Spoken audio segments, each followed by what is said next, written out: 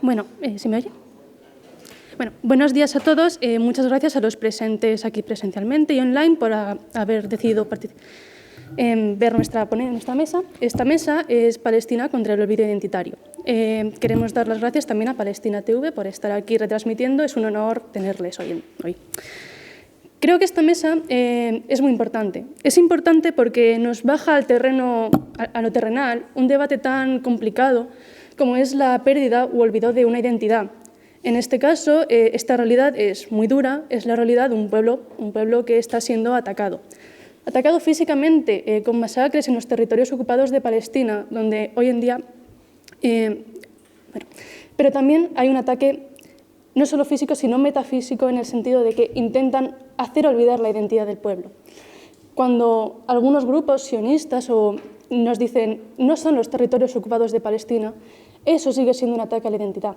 Es un problema porque la pérdida de cualquier identidad siempre es una desgracia para el mundo.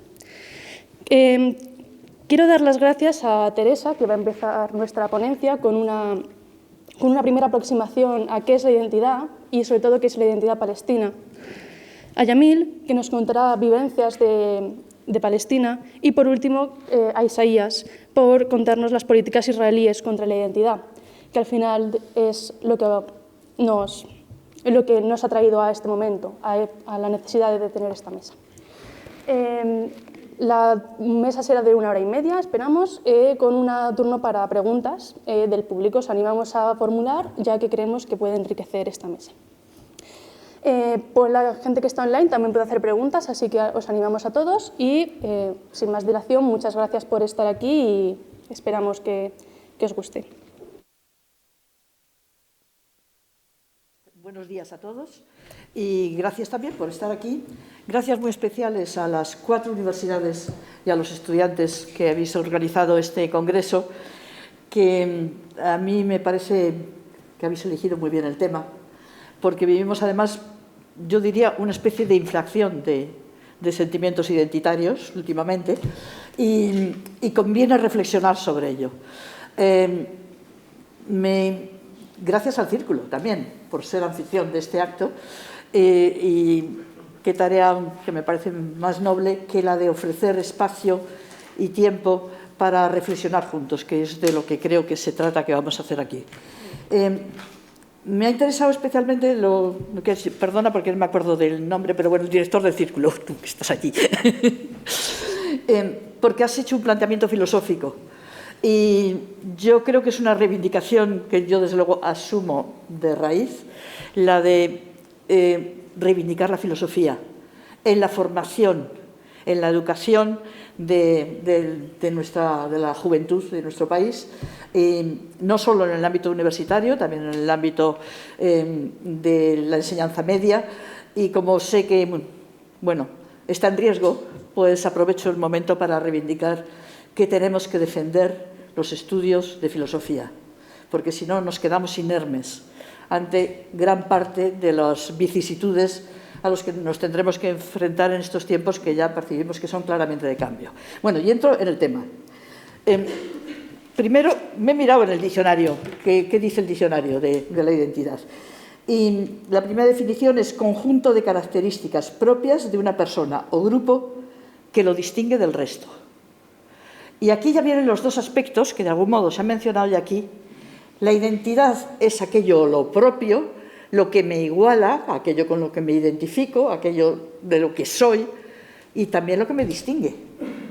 Y esto está dentro también, va en línea con una reflexión muy filosófica. Siempre que afirmamos algo de algo, los separamos.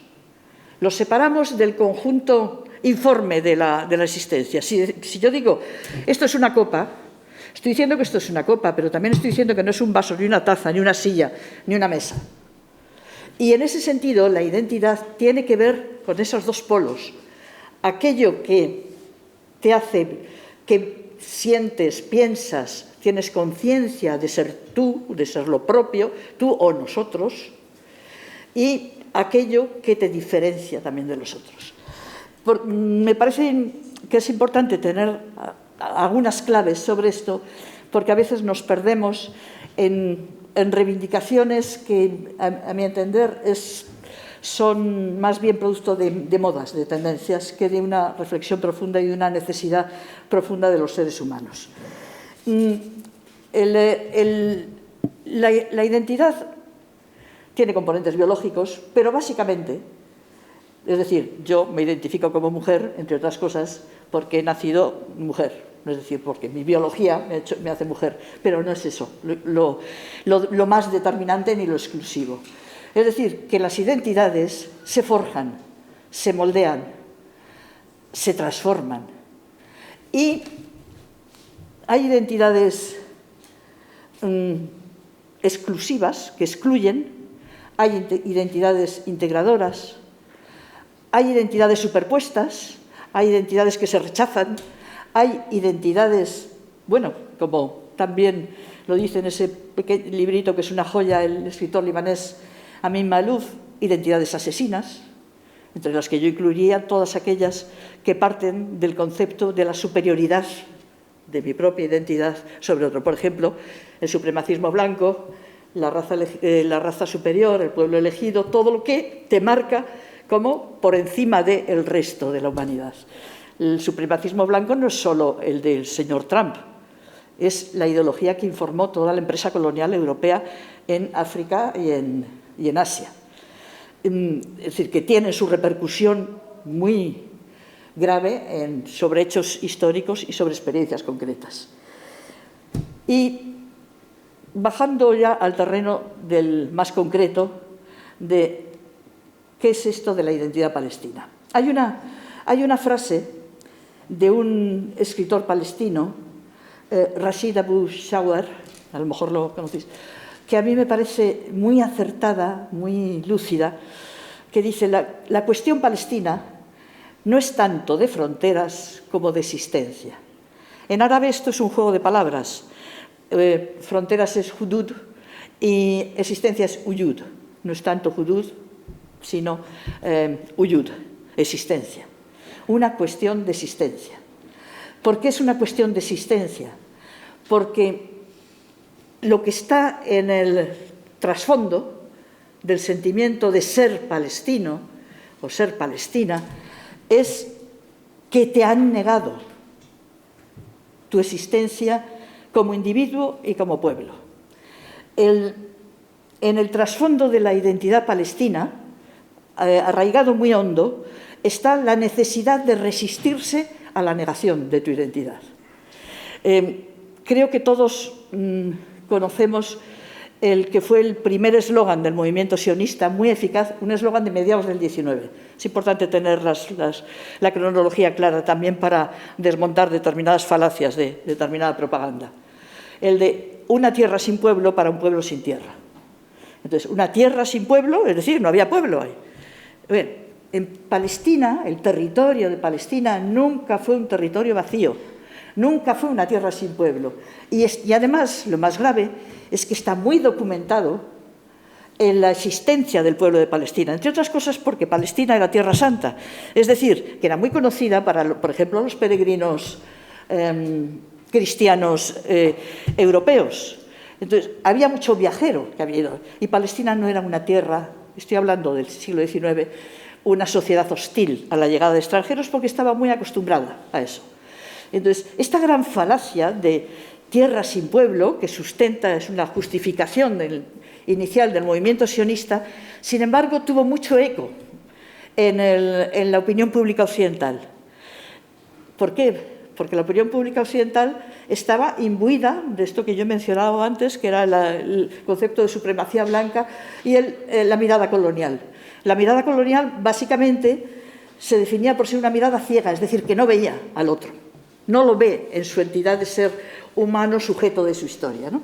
Entonces, el primer elemento de lo que aparece como en la raíz de la identidad palestina es el sentimiento de negación, de resistencia a la negación, de enfrentamiento a la negación, de plantarse ante la negación del otro y decir: aquí estoy, yo soy palestino. Cuando me avisasteis de si quería participar en esta mesa, me acordé de una encuesta que yo vi realizada en los años 80 por... Esto de la mascarilla es un rollo, la verdad. Es que si quiero beber... A mediados de los años 80, el Instituto de Estudios Palestinos, una institución excelente que tenía sede en Beirut y en París, y editaba una revista, la Revista de Estudios Palestinos, que se editaba en inglés, en francés y en árabe, en la que escribían los mejores sociólogos, historiadores, no solo árabes, sino también europeos. Y yo vi, como digo, en los años yo me suscribí a esa revista y aprendí muchísimo con eso. Había una encuesta, un estudio sociológico que se había hecho con la población palestina refugiada en el Líbano. Y trataba de la identidad. Básicamente, la primera pregunta, luego había muchas otras de esa encuesta, era ¿quién eres? Who are you? O ¿quién eres? Dinos quién eres, preséntate, ¿no? ¿Quién eres? Y el porcentaje que superaba el 95% de las respuestas eran Ana Falastini, soy palestino o soy palestina. Lo primero. Después podía venir soy escritor, soy refugiado, lo primero, soy palestino. Era el dato más relevante de esta encuesta. Esto, como digo, se hizo en los años 80. Yo creo, habría que comprobarlo, pero tengo la sospecha de que si se hiciera ahora, encontraríamos resultados muy similares. Es la experiencia que yo tengo de mi contacto con familias palestinas, por ejemplo, en Jordania, en los campos de refugiados de Jordania o de Líbano, de jóvenes que nunca han estado en Palestina, que han oído, evidentemente, que viven en el campo de refugiados en el Líbano, pero si les preguntas de dónde eres, no te dicen soy del campo de Ain el-Helwe, donde está viviendo y donde nació. Te dicen soy de Atira, una aldea de Galilea, por ejemplo, o soy de Jaffa. Y es la respuesta más habitual que encuentras. ¿Y por qué esa identificación tan clara con Palestina, donde no has vivido, donde no has nacido siquiera ya, porque eres un refugiado que has nacido en el otro lado? Pues yo diría porque de alguna manera su patria es la memoria. Y la memoria está transmitida a través de lo que le cuentan sus padres, sus vecinos, los abuelos. Y no es simplemente un relato, es la vivencia que conforma toda su formación como persona. En ese sentido, yo creo que la identidad, el sentimiento de identidad palestino es muy fuerte. Y es muy fuerte por ese carácter que tiene de tener que hacerse fuerte frente a la agresión, al intento de aplastarlo. Y luego tiene varios componentes, algunos son muy evidentes. El sentimiento nacional palestino, bueno, voy a hacer una paréntesis aquí. Uno de los elementos de la propaganda sionista suele ser negar los derechos palestinos, aludiendo o argumentando que es que en Palestina no había sentimiento nacional, que cuando empezó el movimiento sionista en el siglo XIX a colonizar Palestina, los palestinos no tenían conciencia de ser una nación, porque no tenían Estado. En Palestina no había habido Estado nunca. Bien, en ese caso conviene recordar, entre otras cosas, que el Estado italiano se creó en el siglo XIX y no se nos ocurre cuestionar el sentimiento nacional o identitario de los italianos, por eso. El Estado alemán, lo mismo. Pero este intento de negar la existencia y la identidad suele apoyarse en pequeñas falacias, argumentos supuestamente lógicos como este de es que nunca tuvieron un Estado, porque de repente se ponen a reclamarlo, ¿no? Eso, el Estado no es lo mismo que el sentimiento de pueblo, que la identidad de pueblo, la conciencia de pueblo, la conciencia de pertenencia. Y dar por válido un argumento así sería como decir aquel que no tenga un Estado puede ser expulsado de su casa, porque como no tiene Estado, no sé, porque todo esto viene a justificar la expulsión en masa de la población palestina en el año 48, ¿no? En el elemento, en la construcción del sentimiento de identidad palestino, sin duda es muy importante esta resistencia al aplastamiento, a la negación, al intento de liquidación. Pero no es lo único que lo define, ni mucho menos. Lo que pasa es que eso le da una fuerza determinada. Pero la identidad palestina viene de atrás. Y aquí conviene recordar que Palestina, la sociedad palestina, es una de los grupos humanos con una conciencia de remontarse muy atrás en la historia más profunda. Porque Palestina es una tierra muy antigua. El nombre de Palestina aparece en las inscripciones asirias, en el siglo, creo que es 12 o 13, antes de nuestra era. A través de la historia palestina, es algo en eso similar a nuestro territorio, a la península ibérica, han pasado muchísimas civilizaciones, muchísimos ejércitos. Unos han pasado, otros se han quedado, todos han dejado huella. Todos los pueblos, civilizaciones han dejado huella en Palestina. Y eso es una de las características de una identidad que se define también por la diversidad. Una de las visiones propias del pensamiento colonial es la incapacidad de ver al otro en su peculiaridad. No sé si me estoy pasando de tiempo, por favor, que alguien me avise. No sé cuánto llevo. Que soy muy pesada para que no nos pasemos de tiempo.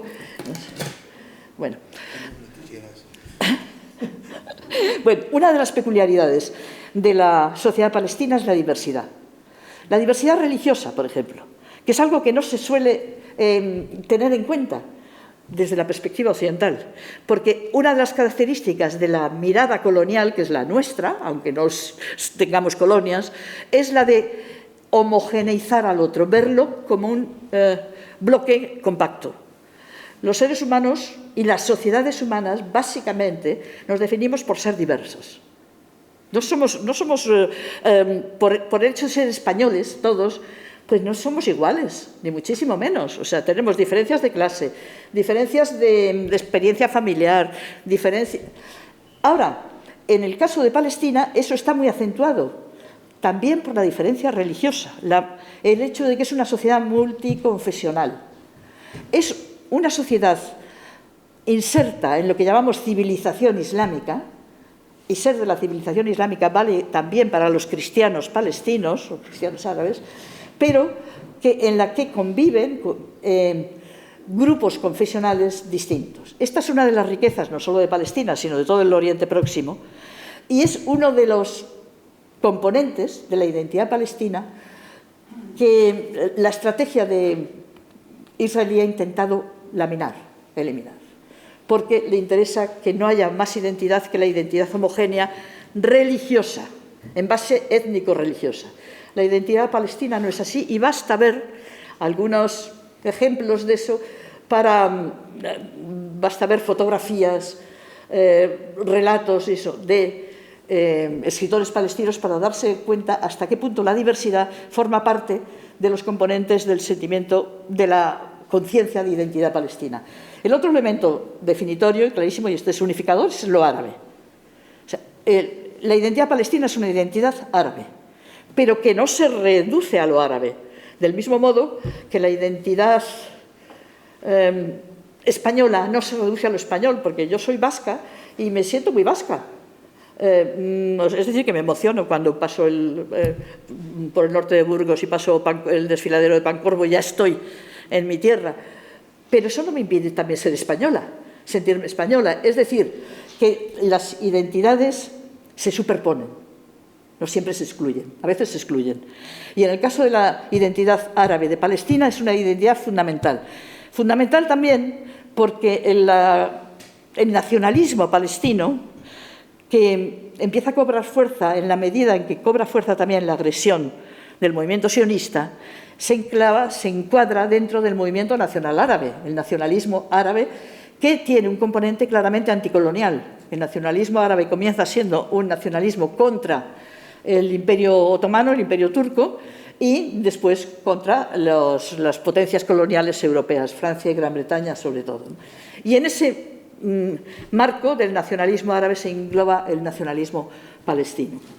Hay, como no me quiero pasar, y no sé si ya me he pasado de tiempo, voy a dar 2 pinceladas más y le paso la palabra a Yamil. Otros componentes que están presentes en la identidad palestina es, sin duda, una idealización de la tierra de Palestina. Una especie de foto fija que ha quedado ahí, por ejemplo, en los campos de refugiados, y que no se corresponde ya con la imagen de la Palestina actual, pero que ha quedado ahí como una referencia mítica, simbólica, idealizada. El otro componente que yo creo que hay que tener en cuenta también es el de la inmersión en un sentimiento de combate. En los años 70 y 80 la identidad palestina se asimila, son los años en los que los campos de refugiados palestinos en Jordania se establece casi un Estado dentro del Estado, dentro de Jordania, por parte de la población palestina de los campos, y el gobierno jordano reacciona aplastando, lanzando a su ejército contra los campos de refugiados. Y de ahí se pasan al Líbano, es decir, son años muy convulsos. Pero son años también de una especie de euforia revolucionaria, también en Europa, son los años 68 y todo esto. Y en ese sentido, la identidad palestina se identifica con lo revolucionario y con la revolución palestina. En esos años se habla de la revolución palestina. Y ser palestino, en cierta medida, era ser revolucionario. Eso se ha transformado. Ahora ya no es así. Han pasado tantas cosas y el mundo ha evolucionado, y sobre todo los avatares de la trayectoria palestina han sido tan dramáticos y tan duros, que yo ahora creo que no podríamos decir eso. Pero queda una especie de rescoldo de ese sentimiento de si ser palestino significa tener un componente de combate. Y he dicho que me iba a parar y me paro ahí, porque si no me enrollo demasiado. Muchas gracias.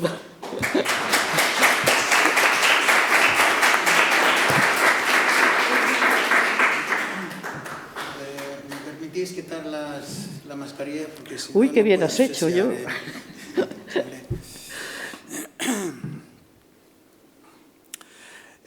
Hola, buenos días a todos y a todas. En primer lugar, agradezco a la iniciativa por parte de los estudiantes universitarios, porque yo personalmente ahora me encuentro en mi salsa, porque he sido profesor durante 22 años antes de jubilarme, y por lo tanto añoro mucho a ver jóvenes aquí delante y para que me molesten y me pregunten muchas cosas del temario que tratamos. Y también esa juventud, eso es el futuro de ese país y el futuro de Europa, el futuro de todo el mundo. Y también agradezco al Círculo Bellas Artes por permitirnos estar aquí para intentar charlar con todos vosotros, y para mí es un placer estar con todos vosotros. En primer lugar, yo soy palestino, pero también al mismo tiempo soy español.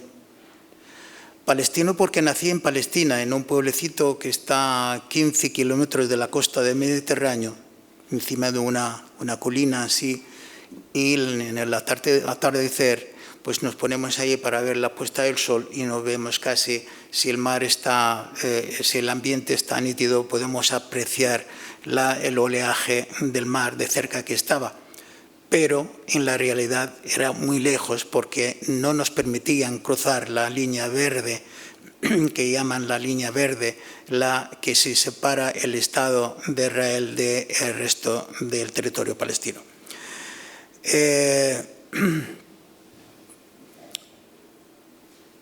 Yo estoy muy orgulloso de ser español, porque España me ha dado todo. Y yo también le he respondido y le he dado toda mi vida a la sociedad y al pueblo español. Ha sido mi formación toda íntegra aquí en España. Mi formación mi trabajo, mi familia. Yo estoy casado con una extremeña y mis hijos son de nacimiento madrileños españoles, pero también con sentimiento de Palestina. Yo llevo aquí en España unos 50 años viviendo en España. En Palestina, pues, viví unos 16 años aproximadamente y, por lo tanto, eso quiere decir que llevo en España 3 veces más de tiempo que en Palestina.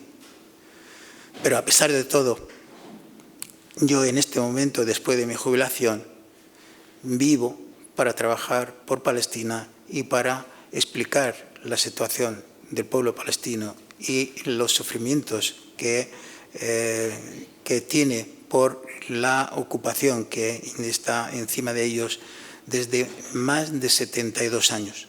72 años. Yo he traído aquí unas pequeñas fotos, unas pequeñas diapositivas. Aquí tenemos la bandera que es un reflejo, es la bandera de Palestina y de todos los palestinos. El color es por el luto de los caídos, el blanco es de la paz, el verde por la fertilidad de la tierra y el rojo por la sangre de los caídos palestinos. ¿Cómo pasar esto? Bueno, aquí tenemos el mapa de Palestina.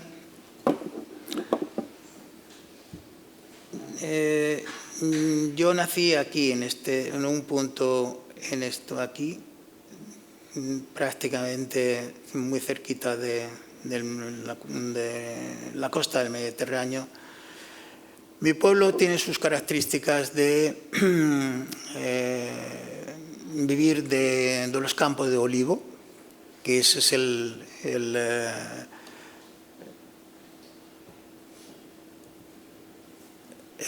campo de olivo, donde es lo más importante para el sustento de la población palestina. Luego hablaré de ello. Aquí tenemos una fotografía de la muralla de Acre, o Akka para nosotros. He traído esa fotografía porque en mi última visita a esta ciudad, que ha sido hace unos 3 o 4 años, era la primera vez que visito la ciudad de Acre. Entonces había una cosa una cosa tradicional entre los jóvenes de Akka o de Acre, que es lanzarse desde la muralla, como la vemos aquí, lanzarse desde aquí, ahí vaya, hasta llegar hasta el agua. Entonces, yo eso lo había visto en internet, entonces digo, pues quiero vivirlo. Efectivamente, en aquel día subí con ellos para estar ahí en la muralla y entonces me dicen, pues si quieres nosotros lanzamos por ti para que nos veas. Y perfectamente, pues efectivamente se puso uno de los chavales, se lanzó de la muralla hasta abajo. Entre la muralla y a ver.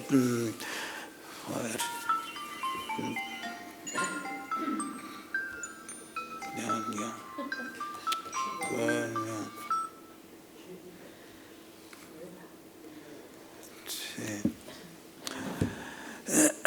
Entonces, me decía uno, dice, el que no se lanza de esa muralla al agua no es Akkawi, no es de Akka, y por lo tanto es una tradición que llevan los chavales desde pequeños para lanzarse de ahí. La altura son 14 metros de la muralla y 3 metros de profundidad del agua.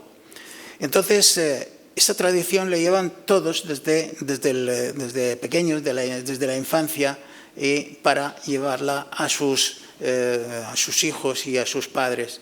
Ese es el sentimiento de ser palestino, ese es el sentimiento de pertenecer a una tierra que es Palestina.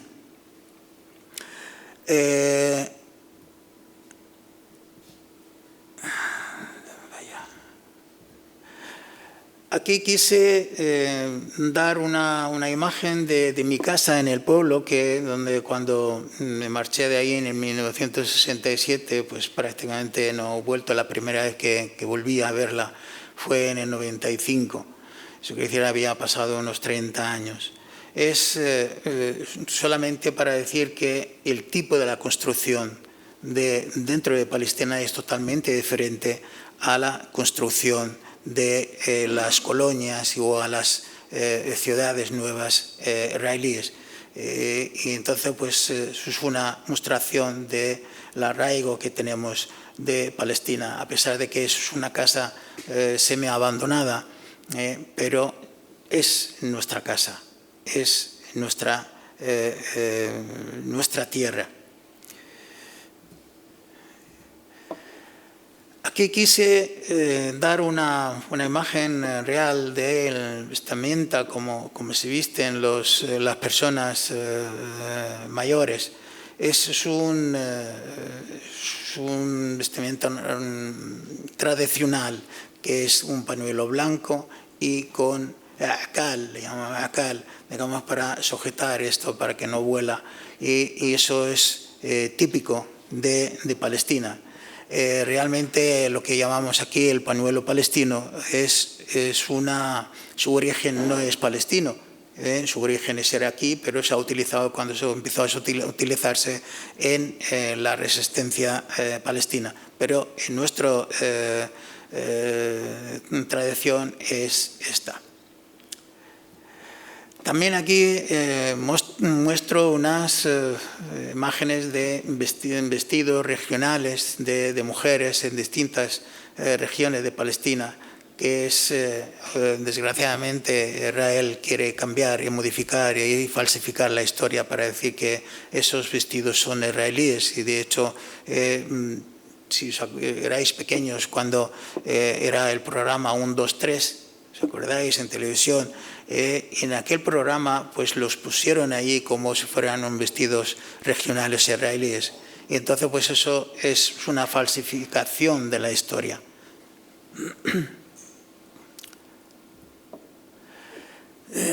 Lo que hablaba de los olivos, es un olivo de una finca que tenemos ahí cerca del pueblo, donde el campo todo es de olivos. Los productos de este olivo y todo el campo es donde cubre las necesidades habituales de la gente que vive allí, y también para poder exportar hacia el exterior. Aquí tenemos un campo amplio de olivos. Bueno, que no se entre gana de comer, porque eso merece la pena, es muy rico. Quise poner esta imagen, eso lo verde, que es... A ver, ¿dónde está el cursor? Bueno, el verde que está a la izquierda es la planta zátar. El zátar es una planta que se consume mucho en Palestina, desde la antigüedad, desde que yo nací, que he visto a la gente comer esta planta. Pero lo comían, lo buscaban en el campo, era una planta silvestre. Entonces la gente lo buscaba y le preparaba para mantener para todo el año. En los últimos años la han modificado esto. Todavía el zátar silvestre existe, pero empezaron a plantarlo para aumentar el consumo, aumentar la producción para ello. El zátar se hace con el pan, así de esto, para intentar rellenarlo. Y entonces da un sabor exquisito, y eso para nosotros es vida, es sentimiento, ¿no? Porque es el sabor, ¿no? Cuando lo vemos ya empezamos la salivar para comerlo, ¿no? También ¿Por qué he puesto esta imagen hoy? Porque he leído hace unos días un reportaje que salió en un periódico de distribución gratuita, 20 minutos, y habla del za'atar. Resulta que era totalmente erróneo lo que se ponía ahí, lo que ponía en el artículo. No tiene nada que ver con lo que es el za'atar que utilizamos. Esto, el verde cuando cogemos las hojas, entonces lo secamos y le molemos y lo acompañamos con semilla de sésamo tostadas y un poquitín de aceite, y eso nos sirve para el consumo para todo el año. Entonces, por lo tanto, solamente quise daros una idea de las cosas exquisitas. Ayer mismo estaba viendo en internet algunos vídeos y tal, y entonces me topé con un vídeo de un reportero norteamericano y dice, tú conoces el país y la cultura del país de la gastronomía de este país. Y por lo tanto, pues ahora el compañero Isaías hablará de la cultura, aspectos culturales, y por lo tanto yo quise poner y acompañaros de ese aspecto. Aquí también hay otro tipo de comida, también es típico de Palestina, se ha extendido posteriormente, incluso algunos todavía no lo conocen, ¿no? Que le llamamos khubz msakhan, eso quiere decir pan caliente.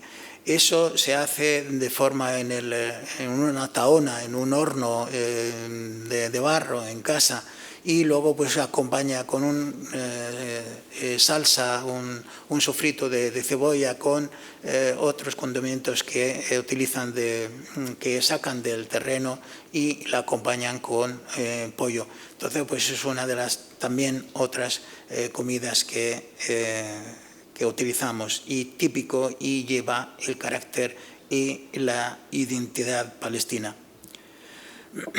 Aquí también, como ahora estamos en Ramadán, pues encontramos ahí dos tipos de postres. El que está a la izquierda son empanadillas que están rellenas de cosas de nueces y de almendro, y entonces pues se emborrachan con un almíbar y están muy exquisitas ahora para el desayuno en el Ramadán. El de la derecha, eso es lo que me quedó. Porque normalmente lo hacen en una bandeja de unos 5 kilos. Entonces, pues cuando fui a comer, eso es típico de Nablus. Se llama knafe nabulsiye, knafe de origen de Nablus. Lleva más de 200 años haciéndose en Nablus y lleva el carácter palestino y la identidad palestina. Y por lo tanto quise compartir con vosotros esa imagen. Bien, para mí la identidad palestina es la tierra, es el mantenimiento de la tierra y la conservación, es la defensa de la tierra, porque es el sustento de la población, es de la tierra. Entonces, solamente traigo unos datos, luego ya, si queréis, en el debate podemos hablar de ello. Los datos que hay 180.000 familias que se dedican al campo en Palestina. Hay 170.000 hectáreas de cultivo en Palestina, y nos encontramos, hay 13 millones de olivos que producen 30.000 toneladas de aceite. Se consume en Palestina unos 16.000 y se exporta los 14.000. De estos 13.000, Israel arrancó 2 millones de olivos, porque saben que cuando hacen daño en el arrancar o talar los olivos, saben que están haciendo daño a la economía y a la vida de la población palestina. Entonces, hoy en día, cuando hay una repoblación en los terrenos palestinos, vienen los colonos para arrancar toda esa plantación, para eliminar esa fuente de vida que tienen los palestinos. Para que tengáis una idea, que las colonias siempre lo eligen en un sitio estratégico, sobre unas colinas, para que puedan dominar toda la población que está alrededor, la población palestina que está cerca. Entonces tienen más facilidad de atacar a los campos palestinos para destruir el máximo número de árboles posibles para hacerles daño. También nos encontramos para sacar el aceite, hay unas 258 almazaras y seguimos. También decimos que la agricultura palestina es más antigua que la de China. Hace poco tuvimos una charla con el ministro de Agricultura palestino y entonces pues estaba orgulloso de decir que en una visita a China y estaba hablando con su homólogo chino diciendo que la agricultura palestina es mucho más antigua que la china, incluso desde hace más de 5.000 años. Entonces pues eso es un orgullo, eso de mantenimiento de la tierra y mantenimiento de la identidad palestina. La agricultura palestina es la defensa y la conservación de la identidad nacional palestina, porque es palestino cuando defiende y conserva la tierra en Palestina, porque realmente esa es la identidad real. También tiene gran importancia en el ámbito social, cultural, económico, político en la sociedad palestina, porque esto se mueve muchos intereses a nivel de la población y influye en muchos sectores de la población palestina. También la agricultura mueve muchos sectores como la energía, como el turismo, como el transporte y la industria. La energía porque utilizan, digamos, para el transporte pues, el combustible para llevar estos camiones o transportes para poder trasladarlo, y el turismo porque las hostelerías necesitan también consumo de productos nacionales, productos de la tierra, y también eso es muy importante. Y el transporte, pues evidentemente las flotas de transporte terrestre y algunas veces por vía marítima a través del Estado de Israel, que con una confiscación de impuestos. Y también la industria. La industria en Palestina hay una industria muy pequeña, muy esencial, que por ejemplo para conservación, para la conserva de unos productos, por ejemplo en Nablus hay una industria muy sencilla, es la fabricación de jabones. Es un jabón nabulsi, un jabón típico de esta ciudad. Eso también lleva siglos haciéndolo y lo hacen de forma artesanal hasta este momento. Eso también es una parte de la identidad palestina. También decimos que hay 4.000 hectáreas de viñedos, por ejemplo, de los productos palestinos que hay. Esto antes estaba concentrado en la zona sur de Hebrón, en el sur de Jordania, Cisjordania, pero en este momento pues hay se comparten en Hebrón y en la parte de Jenin, en el norte de Cisjordania. Entonces con eso se producen 50.000 toneladas de uva. También nos encontramos 320.000 palmeras, que esas palmeras normalmente están ubicadas en el Valle del Jordán. Todos sabemos que la importancia del Valle del Jordán y la intención del Estado de Israel últimamente para confiscar y para anexionar ese territorio, porque ese territorio es muy rico en todo. Primero, porque en primer lugar, si anexionan ese territorio, van a expulsar alrededor de 75.000 personas palestinas que habitan en ese territorio. También van a eliminar el 50% del terreno de cultivo de Palestina y de Cisjordania y el 60% de la producción de los productos agrícolas en Palestina. Nos encontramos, bueno, 85.000 colmenas, producen 800 toneladas de miel y el 17% de la exportación son de la agricultura. También nos encontramos en el territorio palestino ocupado unas 164 asentamientos de colonos israelíes en estos territorios que ocupan 20.000 hectáreas del terreno palestino. 20.000 hectáreas. Eso quiere decir eliminan una parte importante de las tierras de cultivo, todo eso para ocupar las colonias y siguen anexionando, siguen confiscando terreno con el pretexto de por cuestiones de seguridad, pero realmente no es eso, es cuestión de ampliar los asentamientos para poder meter otra población de colonos en los territorios palestinos ocupados.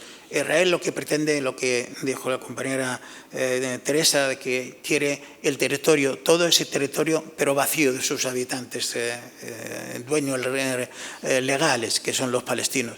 Y por lo tanto intenta hacer todo lo que está en su mano para obligarles a marchar de ese territorio, para conquistarlo sin gente, para poder repoblarlo con colonos israelíes.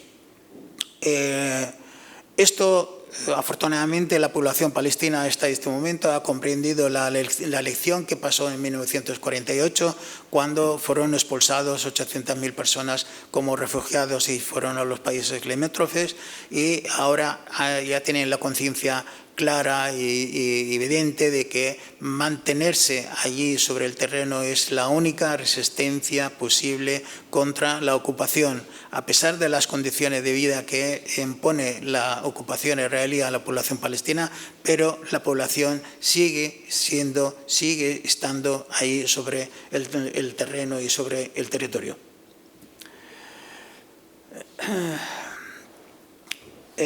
Evidentemente, como todos sabemos, que para cultivar un terreno X para algún tipo de agricultura, pues necesita una fuente de agua para riego. Entonces, en Israel tienen una comisión que está formada por 10 altos rangos militares israelíes para controlar los recursos hídricos en Palestina. Entonces, esa comisión prohíbe la perforación por parte de los palestinos de cualquier pozo subterráneo. También les prohíbe la construcción de redes de distribución de aguas en el caso que lo existieran, y también le impiden la construcción de depósitos para recoger o conseguir aguas para el consumo local y para el riego.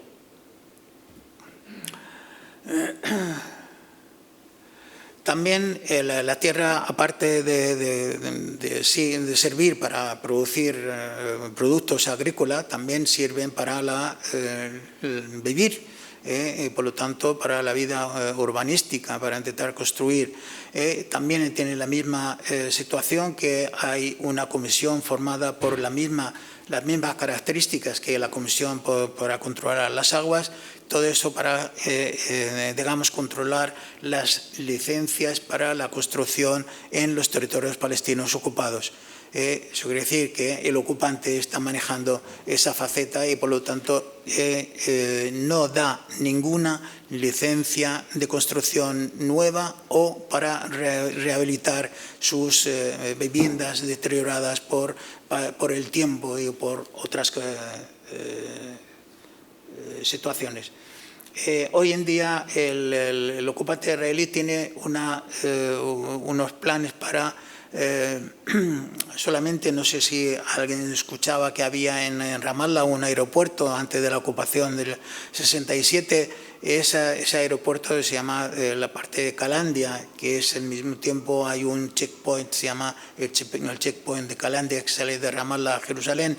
Entonces ese aeropuerto está inutilizado después de la ocupación. Hoy Israel pretende construir allí para alojar 55.000 nuevos colonos dentro del territorio palestino. Lo que Israel siempre ha pretendido, como he dicho anteriormente, es vaciar el territorio y también aumentar la demografía de los israelíes en los territorios palestinos ocupados. También me gustaría mencionar unos aspectos que en Jerusalén es la capital de Palestina, es un territorio palestino ocupado en 1967. Esto está reconocido por las resoluciones de las Naciones Unidas. Ahora Isaías hablará de todo esto. Y entonces Israel ha pretendido y pretende dominar esa capital, y por lo tanto está haciendo continuamente políticas de demoliciones, de ocupaciones y tal. En este momento tenemos 3 zonas en Jerusalén: la zona del Bustán, un barrio que se llama el Bustán. Quieren demolerlo y hacerle desaparecer para construir un parque público. Eso quiere decir que les importa un pepino que la gente que salga de allí. También el barrio de Sheikh Jarrah, eso es una población al norte, un poquitín al norte de Jerusalén, de la ciudad de Jerusalén, y ahí están amenazadas unas 56 familias palestinas que viven allí desde 1956, cuando ya el territorio estaba bajo el mando jordano.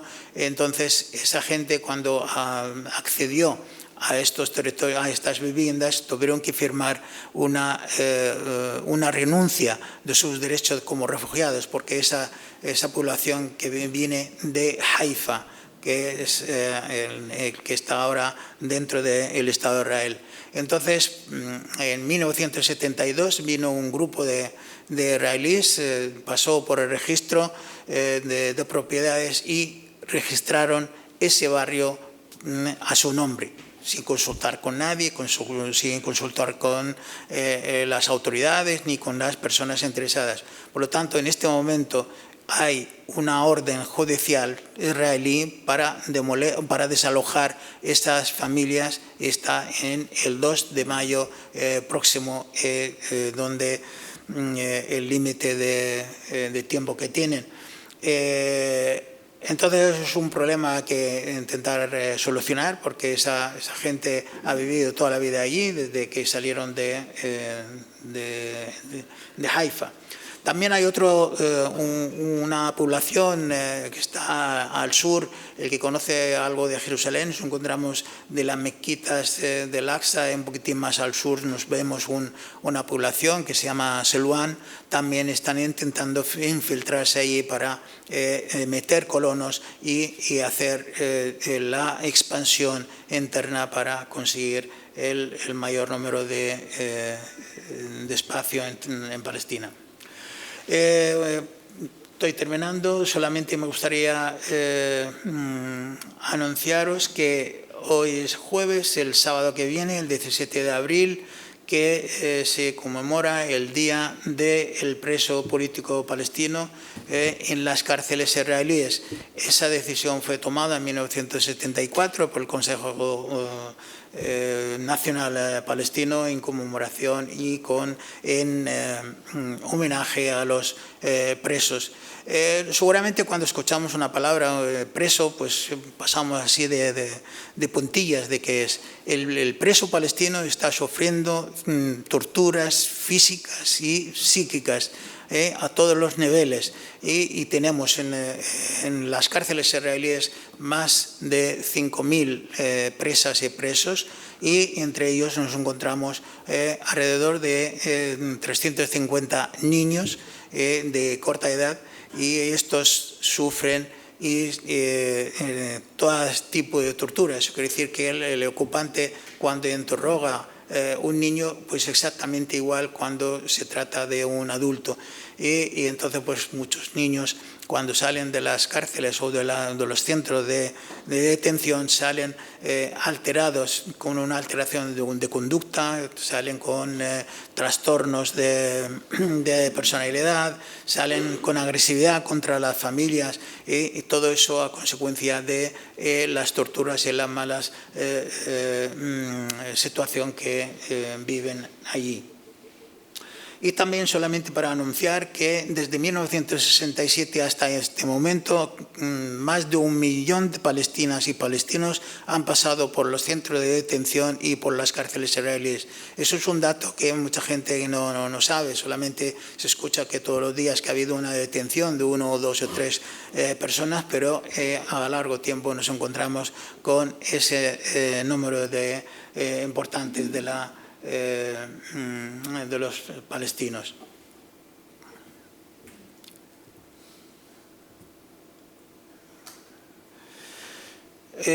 Bueno, aquí quiero terminar con un vídeo.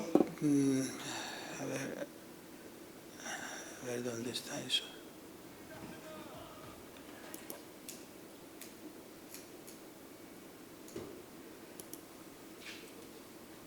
No.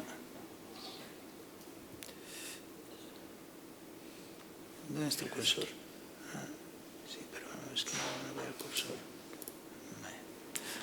Bueno, lo siento, lo que pretendía aquí es salir en unas imágenes como los soldados israelíes detienen a niños, entonces pueden formar una agrupación de 10 a 20 soldados para detener un niño de 10 o 12 años.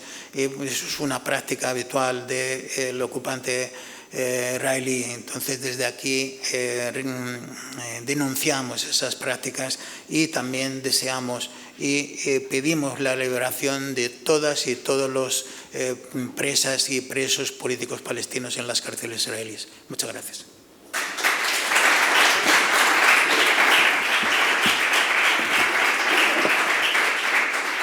Es que yo no veo el cursor.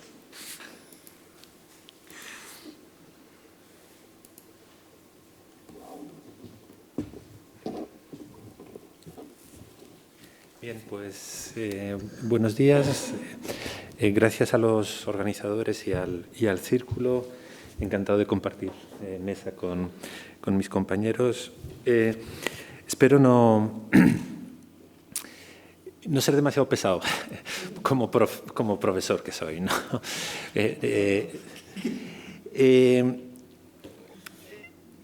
Después de la presentación que ha hecho Teresa, un poco acercándose al concepto de identidad y cómo se aplica el caso palestino y a las vivencias, ¿no? Y a la descripción de la situación que ha detallado Yamil, quisiera hacer unos aportes en varias direcciones, ¿no? Una primera es la importancia que tiene esa idea de negación de la identidad que ya ha señalado Teresa. Inevitablemente, como profesor de Relaciones Internacionales, tengo que hablar también de la complicidad en esa negación por parte de la comunidad internacional. Y, en tercer lugar, quisiera hablar de un aspecto, creo que relevante, del que generalmente se habla poco, que es el de la apropiación cultural palestina por parte de Israel, ¿no? Por tanto, voy a ir saltando de un tema a otro en mi presentación, ¿no? Pues, partiendo primero de una reflexión que creo que tenemos que tener presente. Ahora, con la pandemia se ha popularizado un término, el de infodemia, ¿no?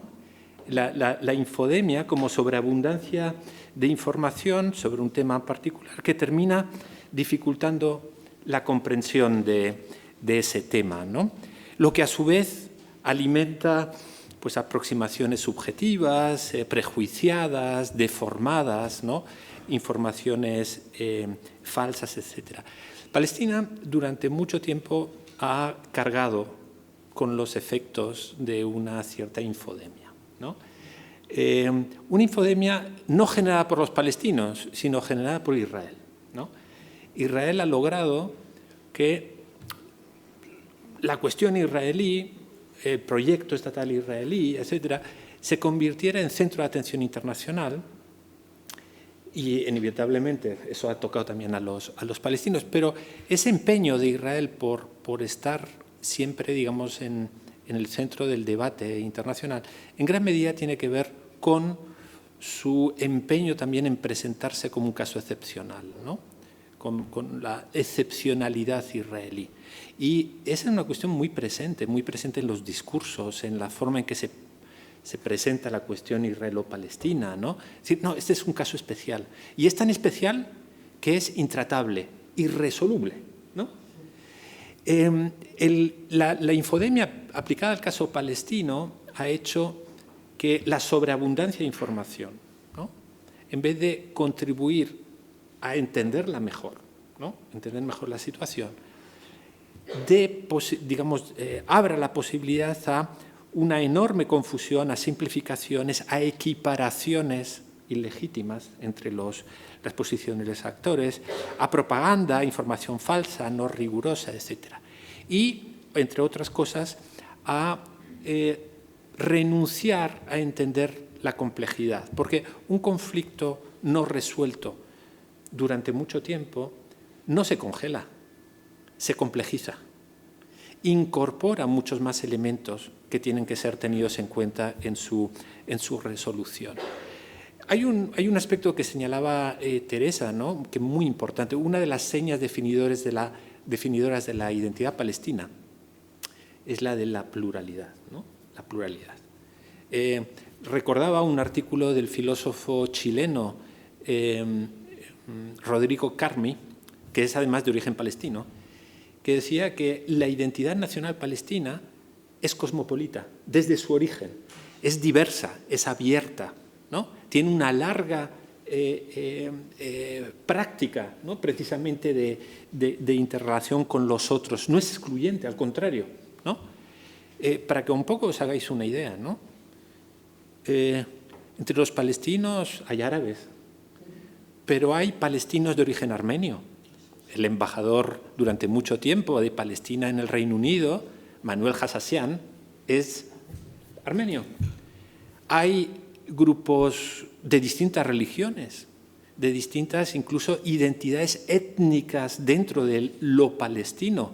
Una de las cosas más sorprendentes que yo viví a principios de los años 90, la primera vez que fui a Palestina durante la primera intifada, es que en la vieja ciudad de Jerusalén entras por lo que era el barrio cristiano, te metes por las callejuelas y te encuentras una asociación de gitanos palestinos.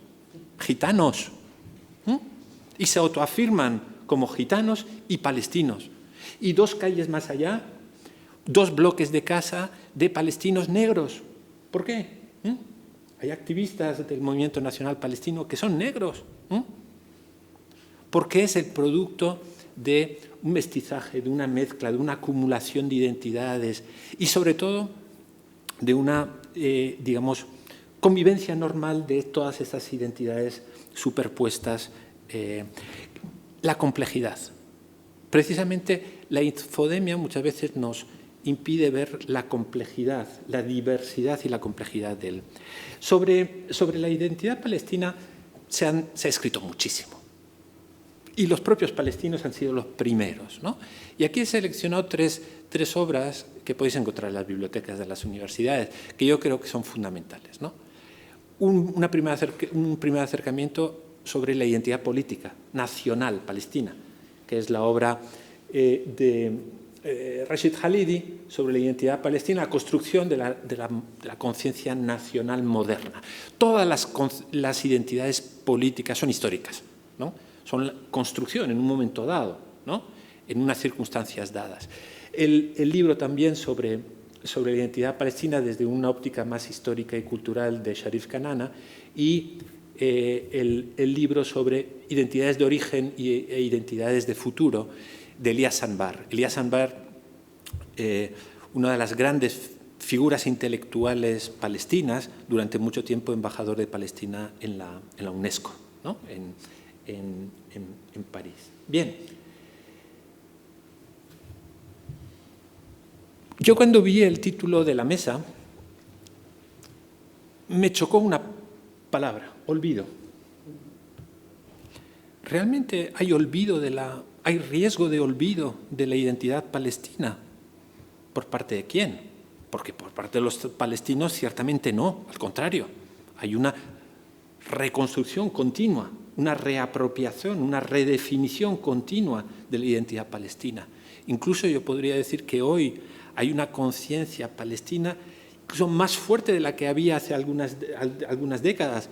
Las reconexiones entre los palestinos que viven dentro de Israel, que viven en los campos de refugiados, que viven en las zonas ocupadas y que viven en la diáspora, hoy a través de los medios de comunicación, es mucho más fuerte. Hay una identidad palestina transnacional hoy, ¿no? No, el problema es otro. El problema es el de la negación. ¿Y por qué? Porque estamos hablando de una cuestión que se da en un marco colonial y de ocupación. Y digo las dos cosas. Colonial de origen, y ese es el gran problema de Israel. Israel tiene un problema, y es que hasta el día de hoy, su legitimidad de origen, concepto de Weber, ¿no? Max Weber, no es aceptada. ¿Por qué? Porque Israel se crea como un hecho colonial. Dejémonos el mito del movimiento nacional que en Europa no encuentra y entonces vuelve a sus orígenes. No, estamos hablando de un hecho colonial en origen, pero colonial luego también en su práctica. A Israel le falta también legitimidad de ejercicio, no solamente de origen, ¿no?, sino de ejercicio. Y en la cuestión de la identidad de los palestinos es fundamental, porque si se anula, si se vacía, si se construye una ausencia de lo palestino, obviamente se legitima la presencia de lo israelí, de lo colonial y de la ocupación posterior. Por eso la historia de los palestinos ha sido precisamente ir a contrapelo. ¿A contrapelo de qué? De intentos de borrarles, de intentos de negar su existencia, ¿no? Y lo vamos a ver en detalles, en muchos detalles que se dan en la vida cotidiana de los palestinos. Bien, si la identidad es lo que hace a las personas, estamos hablando de un derecho fundamental. Y en el caso de los palestinos nos encontramos que desde 1948, el inicio de la guerra y la creación del Estado de Israel, la partición, la Nakba, etc., en los tres planos en los que se ha desarrollado la realidad palestina, va a haber precisamente una voluntad de aniquilación de ese derecho fundamental que es el que permite ser persona, individuo, pero también comunidad. Cuando digo tres dimensiones es que recordar que la cuestión palestina, a raíz de la guerra de 48-49 y de la expulsión de la Nakba, se da simultáneamente en tres ámbitos muy distintos. Hay una parte de la población que es expulsada. El desarraigo, la expulsión, la condena a vivir como refugiados, ¿no?, en el exterior, va a contribuir, o digamos, es una de las modalidades precisamente de ese intento de borrar, ¿no?, negar incluso el futuro, porque estamos hablando, fijaros, de una anomalía. Voy a repetir la palabra anomalía 3 veces, ¿no? Anomalía en el desarraigo y la expulsión. No hay ningún caso de refugio de larga duración equiparable al de los palestinos. Las situaciones de refugio que se dan en contextos de conflicto generalmente se resuelven a los pocos años después, ¿no?, de acabar el conflicto. Los refugiados retornan o se integran en terceros países. ¿En qué lugar del mundo los refugiados llevan 70 años como refugiados sin poder volver, a pesar de que haya una resolución de Naciones Unidas, ¿no?, y sin posibilidad tampoco de integrarse en esos países? Anomalía número 1, que está totalmente encaminada a anular la identidad de los palestinos. El segundo plano. En 1948 hay 2 enclaves, Cisjordania y Gaza, que no van a formar parte del Estado de Israel, quedarán bajo administración o terminarán siendo anexionadas por Jordania y por Egipto. En 1967 esos dos territorios además son ocupados por Israel. ¿Por qué segunda anomalía? Porque Israel mantiene sobre esos territorios de nuevo un caso inédito de ocupación beligerante de larga duración. ¿Qué es una ocupación en derecho internacional? Es una situación que se da durante la guerra o justo después de la guerra, ¿no? Pero que es interina. Se tiene que volver a dar la soberanía al territorio que ha sido ocupado. En ningún lugar del mundo se da una ocupación que dura 50 años. Y no solo eso, una ocupación que va a encubrir explotación de la mano de obra, apropiación de los recursos naturales, intentos de cambio demográfico, implantación de colonos, y todo ello precisamente, de nuevo, en esa dirección de anular, ¿no?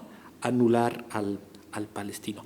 Tercera dimensión. En 1948 se quedan dentro del Estado de Israel 150.000 palestinos y reciben la ciudadanía israelí, se convierten en ciudadanos israelíes. Pero son ciudadanos de segunda categoría, porque el Estado no se ha creado para ellos, se ha creado para una nación que es otra, que son los colonos, ¿no? De hecho, tendemos a llamar el Estado de Israel el Estado judío, ¿no? Aunque no lo es jurídicamente, sino el Estado-nación para los judíos, ¿no? Esos palestinos que se quedan dentro de Israel se van a convertir en ciudadanos israelíes, sí, pero no en ciudadanos o nacionales de su Estado, una nueva anomalía, ¿no? Un Estado-nación que es solo el Estado de parte de su ciudadanía. ¿Y los otros ciudadanos qué nacionalidad tienen? Pues no tienen nacionalidad. A ver, ¿cómo es eso? ¿Cómo es posible que haya un Estado en el que el 80% de la población, además de ser ciudadana, es ciudadana y miembro de la nación, y otro 20% es ciudadana pero no es miembro de la nación? Ciudadanos de segundo, sometidos a un sistema de apartheid institucionalizado, ¿no? A los que ni siquiera se les reconoce como minoría nacional, simplemente se les reconoce como no judíos. Fijaros, como no judíos. Así figuraban durante un montón de años en los carnets de identidad. Y luego con una precisión debajo de qué religión eran, porque se había que clasificarles y luego, obviamente, también tener políticas distintas con cada grupo era en función de su religión. La negación incluso del hecho de ser minoría, ya no nacional, ni siquiera étnica, solo te reconocen como minoría religiosa, ¿no? Minoría religiosa. Por lo tanto, fijaros, los palestinos han vivido o han tenido una experiencia en estos últimos 70 años de continuo intento, digamos, de ser anulados, borrados, negados en su existencia, ¿no? Incluso el término palestino. En Israel no se utiliza el término palestino, se utiliza el término de árabe. Los partidos de la minoría palestina son los partidos árabes, ¿no? Las tradiciones, los barrios históricos de ciertos pueblos, de ciertas ciudades, son barrios árabes, no son ni palestinos, son... Bien, ese es un hecho. La segunda cuestión es que, obviamente, el responsable de esta situación ha sido el actor ocupante, el Estado de Israel, pero no ha actuado solo, ¿no? No ha actuado solo. Ha habido una clara complicidad internacional. Los Estados, ¿no? Algunos organismos internacionales, ¿no? La Unión Europea, España también, ¿no? Son corresponsables unos activamente y otros de forma pasiva. Una complicidad que es igual de responsable, ¿no? ¿Por qué digo complicidad pasiva? Porque todo el mundo sabe perfectamente lo que pasa. Todo el mundo conoce la situación. Todo el mundo sabe que hay un cúmulo de anomalías. Anomalía con los refugiados, anomalía con la ocupación, anomalía con la discriminación institucionalizada dentro de Israel. Sin embargo, se consiente y se normaliza, ¿no? Se acepta, ¿no? Y podemos entrar en el detalle. Hay una resolución desde 1948 que dice claramente que los palestinos que están refugiados y sus descendientes tienen derecho a volver a sus lugares de origen y a ser compensados por los bienes perdidos. Israel se niega, porque dice que eso es suicidarse, ¿no? Y se acepta. Yo he oído a funcionarios de nuestro Ministerio de Asuntos Exteriores diciendo no hay solución para los refugiados. Bueno, hay una solución, la tenemos escrita, está metida dentro de un cajón, todo el mundo lo sabe, hoy no se saca, ¿no? ¿Pero qué es esa solución? Que no vuelvan, que sean integrados en terceros países, ¿no? En el caso de la ocupación de Cisjordania y Gaza, totalmente anómala, como hemos comentado, los representantes de Estados de la Unión Europea que tienen consulados en Jerusalén Este, todos los años, desde hace casi 20 años, escriben informes sobre la situación de judaización de la ciudad de Israel, de Jerusalén.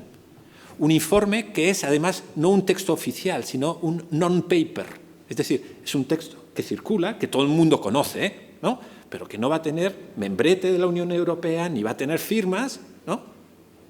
Y que año tras año describe con detalle, ¿no? Con detalle, qué significa la ocupación, la desarabización, el vaciamiento de Jerusalén, etc. Y sin embargo, se siguen pues, manteniendo relaciones normales, ¿no? con un Estado como Israel. Esto mismo pasa con los palestinos dentro de Israel. Los ciudadanos palestinos dentro de Israel, casi un 20% en la actualidad. 1 de cada 5 israelíes en realidad es un palestino con ciudadanía israelí, ¿no? Ciudadano de segunda, ¿no? Que vive un apartheid institucionalizado, ¿no? Se conoce perfectamente ese estatus. Todos los años llegan informes al Consejo de Derechos Humanos, la Unión Europea tiene informes claros, las representaciones diplomáticas mandan informes, el trabajo que hacen las ONGs de derechos humanos es conocido en todo. Sin embargo, se asume y se normaliza, ¿no? Que Israel sea el Estado solo para los judíos, ¿no? Y de hecho se ha convertido en la forma de definir al Estado de Israel. ¿Qué es Israel? El Estado de los judíos. No, es el Estado de todos sus ciudadanos, ¿no? Si es una democracia. Y hay un 20% que no lo es. Por lo tanto, habrá que buscar otra fórmula, ¿no? Otra fórmula, ¿no? Bien, podríamos esto traerlo también cerquita de casa, ¿no? Pensar, por ejemplo, el caso español, ¿no? España, un Estado que desde tiempos de Franco, ¿no? Ha tenido una relación especial con la cuestión palestina, distinta al resto de Europa probablemente, atrevida en algunos momentos, pero que ha utilizado la cuestión palestina exclusivamente para darse prestigio. Exclusivamente. Atribuirse prestigio. Estar en la foto. Organizar la conferencia en Madrid. No. Pero a la hora de mojarse, una anécdota. Recientemente un grupo político en el Parlamento español hizo una pregunta parlamentaria para conocer los detalles de una institución española que se llama la Obra Pía de los Santos Lugares. La Obra Pía de los Santos Lugares es una institución española que proviene de la Edad Media, por la que el Estado español es propietario, ¿no? De una serie de edificios religiosos en Oriente Medio, en Turquía y en el norte de África. También de un par de iglesias aquí en Madrid. Es decir, que España, el Estado español, tiene propiedades, entre otros, en Palestina. Es dueño de unas casas, de unos solares, de unos conventos. El Estado, no estamos hablando de las congregaciones religiosas. Bueno, la pregunta parlamentaria era muy interesante, pero era para saber qué propiedades tiene el Estado español ahí, ¿no? Y cómo las defiende, ¿no? En lo que toca a Palestina, hay propiedades que están en el lado israelí y otras propiedades que están en territorio ocupado. Bien, está interesante. No ponen muchos detalles, hubiera sido interesante que dijeran a quién se lo alquilan, ¿no? Qué piensan hacer con ello y tal, pero lo interesante es que no se atreve ni siquiera a utilizar la palabra Palestina. Le llama Tierra Santa. El Ministerio de Asuntos Exteriores español, ¿no? Ni siquiera se atreve a utilizar el término Palestina cuando hay una embajada palestina, una misión diplomática de Palestina en el Estado, cuando se firman acuerdos con Palestina. ¿No esa es una forma de negar? ¿No eso es una forma de ser cómplice? La Unión Europea en la misma línea, ¿no? Obviamente, todas estas situaciones, esta situación, como todas las situaciones coloniales de ocupación, generan resistencias, ¿no? Todo pueblo colonizado se ha resistido, ¿no? No ha habido colonialismos inocuos, ¿no? O amigables, aunque algunos los presenten así. Yo, que me dedico también a la cuestión del Sáhara Occidental, se ha presentado muchas veces el colonialismo español en el Sáhara como un colonialismo benévolo, ¿no? Todos los colonialismos son relaciones de dominación, de opresión, de explotación, de discriminación y de racismo, ¿no? Bien, los palestinos han resistido y eso es lo que caracteriza precisamente este caso. No han sido víctimas dóciles, ¿no? Y se han resistido políticamente, utilizando los medios que les reconoce el derecho internacional, entre otros el derecho a la resistencia, resolución 3070 de 1973, ¿no? Que dice claramente los pueblos colonizados tienen derecho a utilizar todos los medios a su alcance, incluida la lucha armada, ¿no? Pero también medios políticos, diplomáticos y otros. Y en esa resistencia desempeña un papel fundamental la resistencia cotidiana, la resistencia del campesino, que mantiene vivos los olivos, las tradiciones, los pueblos vivos, la resistencia del día a día.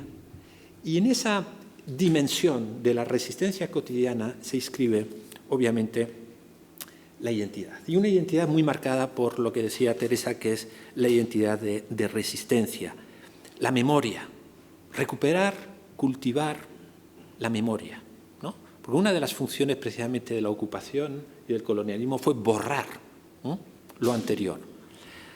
Recuperar y preservar el patrimonio, porque ha sido expoliado e invisibilizado, pero también crear, expresarse. No solamente recurriendo a las tradiciones, sino también como forma de afirmación identitaria y social, ¿no? Hoy la expresión de esa identidad de la resistencia no solo se da a través de consignas, banderas, lemas, organizaciones políticas, etcétera, sino también con muchos otros aspectos que tienen que ver con la identidad cultural, ¿no? Defender la lengua. Claro, entre los palestinos de Cisjordania y Gaza o entre los palestinos de los campos de refugiados, la cuestión de la lengua a lo mejor no se plantea, pero entre los palestinos dentro de Israel es un problema. Porque en 1948 el Estado de Israel, en su declaración de independencia y en sus leyes fundamentales, reconoce al árabe junto con el hebreo moderno como lenguas oficiales, pero una ley del 2018 ha eliminado el árabe como lengua oficial en Israel. Hoy la lengua árabe en Israel está en peligro, ¿no? O está, mejor dicho, rebajada, ¿no? Está rebajada. Pero con muchas otras expresiones, ¿no? Veíamos esta imagen al principio, ¿no? Un corro de baile de Dabka, ¿no? Hoy, en una ciudad israelí, en un pueblo dentro de Israel, que un grupo de palestinos y también de israelíes judíos, porque los hay progresistas, ¿no?, que conviven, no que coexisten, sino que conviven con los palestinos, ¿no?, también participan en ello, pues hacer un corro de Dabka es una forma de afirmación nacional, ¿no?, y de afirmación identitaria, ¿no? Y aquí quisiera detenerme un poco en las políticas israelíes precisamente encaminadas a la anulación, pero también, y lo que es más perverso, a la apropiación, ¿no?, de la identidad palestina, ¿no? Y eso se hace de muchas formas, ¿no? Se ha ido haciendo de distinta manera en distintos momentos, pero es una práctica que se da hasta el día de hoy. La primera, obviamente, es negar lo palestino. Israel se ha empeñado desde muy pronto a negar la identidad palestina, tanto política, nacional, como cultural. La negación a reconocer el término, a englobarlo bajo el calificativo exclusivamente de árabes, a repetir machaconamente el eslogan de una tierra sin pueblo, ¿no?, para presentarlo o dulcificar el hecho colonial. Pero esto se inscribe en una cuestión evidente, y es que Israel, como sociedad colonial, construye una nueva identidad israelí que rechaza lo oriental, ¿no? Es una sociedad de colonos que llegan en distintas fases, fundamentalmente de Europa y del antiguo imperio ruso, y luego de otras, incluso de Oriente Medio y del norte de África, pero la identidad, digamos, dominante, ¿no? Oficial, porque no la real, ¿no? Pero por lo menos la oficial, es claramente antioriental, ¿no? Rechazar lo oriental, ¿no? Y por lo tanto, en el mismo paquete, obviamente, rechazar lo indígena, que es lo palestino. Lo que es un problema, y es un problema para las propias comunidades judías, ¿no? Que ven cómo se anula la riqueza del judaísmo, ¿no? En los últimos 3.000 años, ¿no? Unas expresiones, no solamente religiosas y teológicas, sino también culturales, extremadamente diversas que se daban. El segundo elemento es, además de la negación, es el ocultamiento. Es decir, hay una voluntad expresa durante los 70 años de existencia del Estado de Israel de ocultar, de disimular, de invisibilizar, ¿no? Todo lo que pueda poner en cuestión, digamos, la identidad israelí colonial y dejar ver la identidad de lo palestino, ¿no? Eso se expresa de muchas formas, ¿no? De muchas formas. Desde la ocultación de lo que había antes del 48.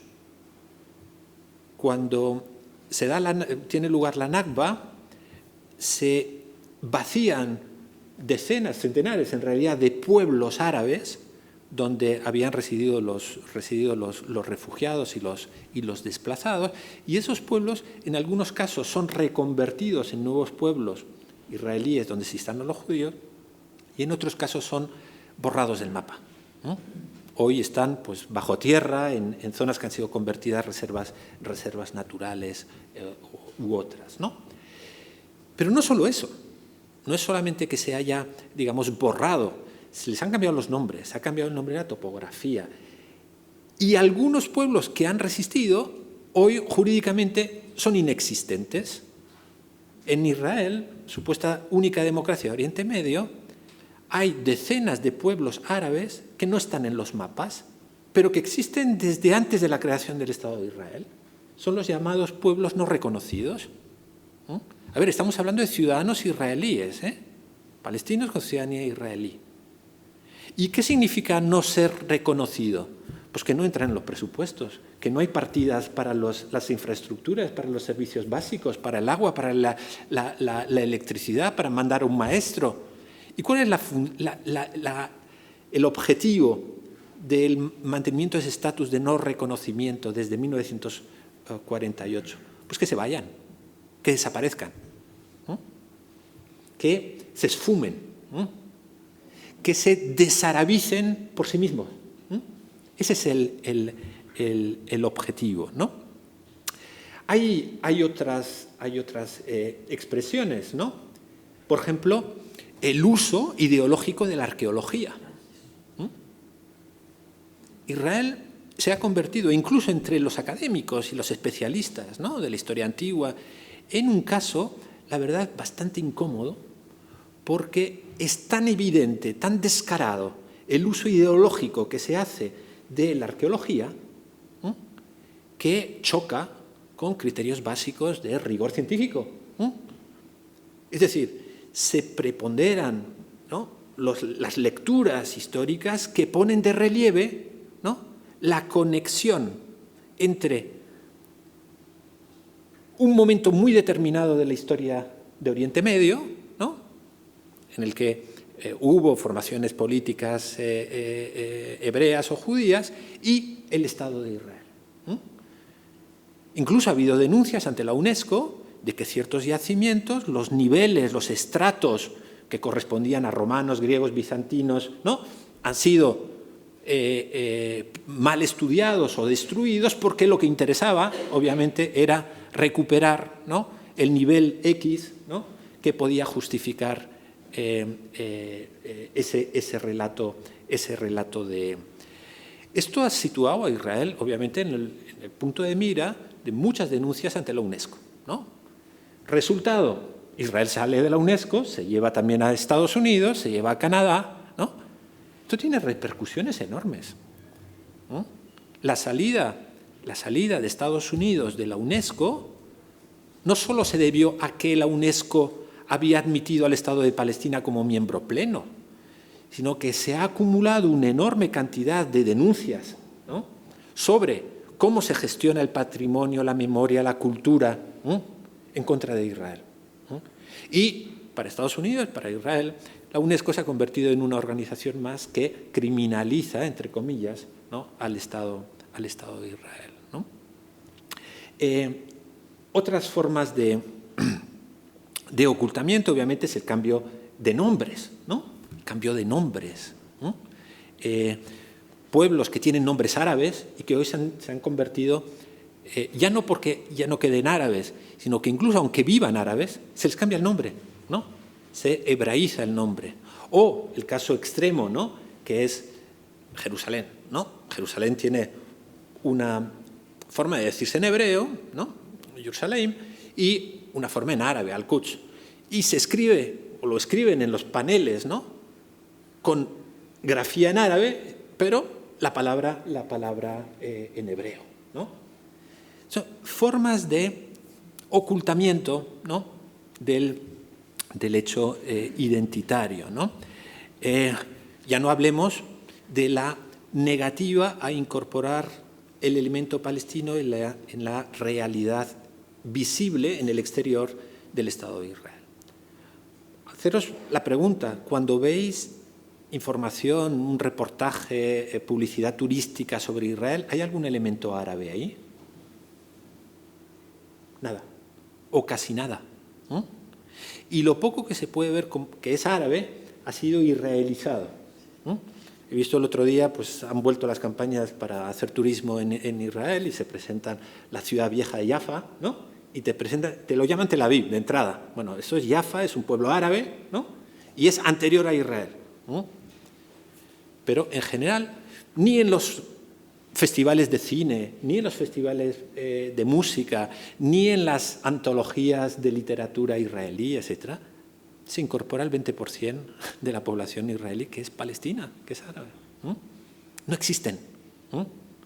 La consigna es ocultar. A esto se suma, obviamente, la destrucción, ¿no?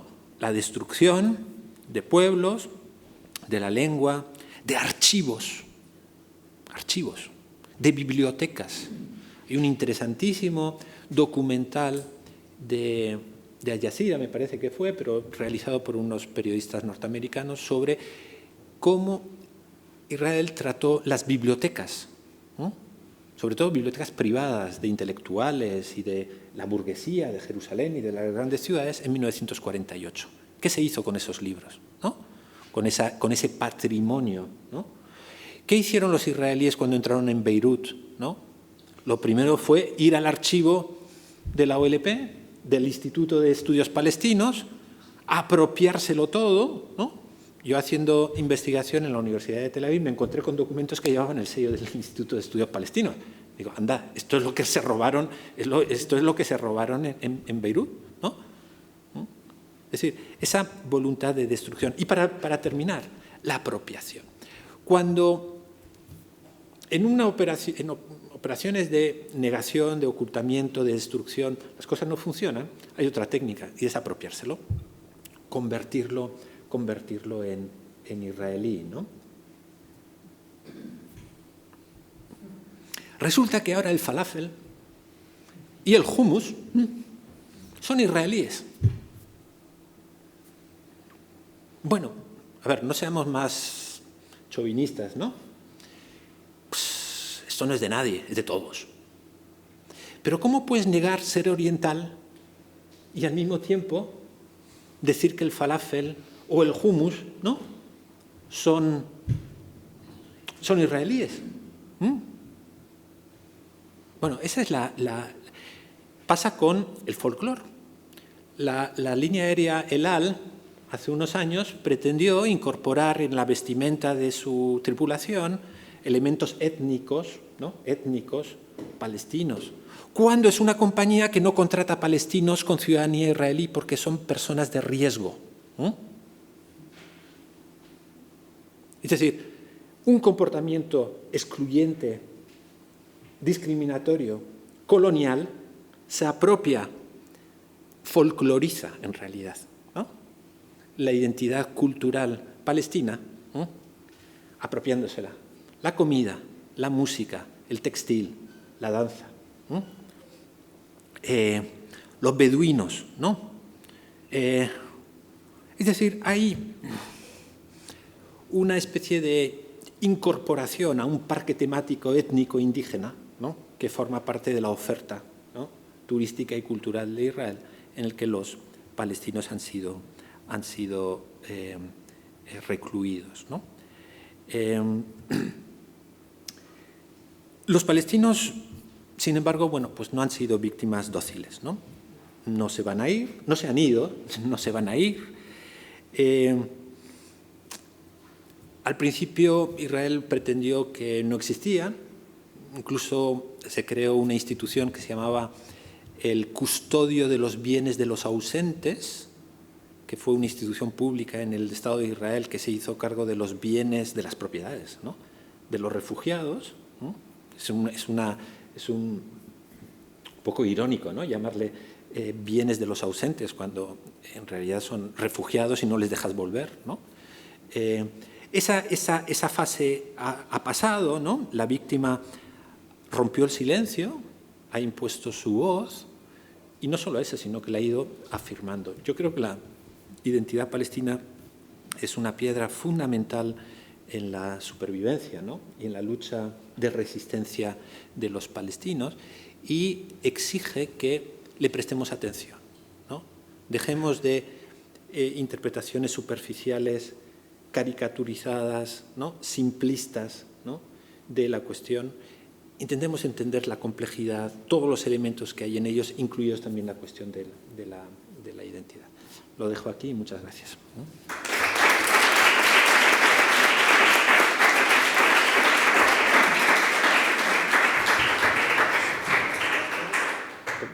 Bueno, muchas gracias a los tres. Tenemos unos 20 minutos para un turno de preguntas hasta las 2:15, así que si hay preguntas, creo que hay un micrófono que pasará a un compañero. Vale, si no, es para los que están en casa. Ahí, en primera fila.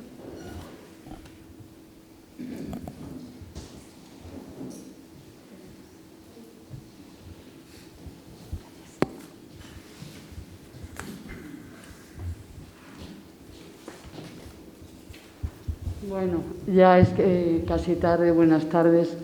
Agradezco muchísimo lo que se ha expuesto esta mañana aquí, con toda claridad y diferentes matices.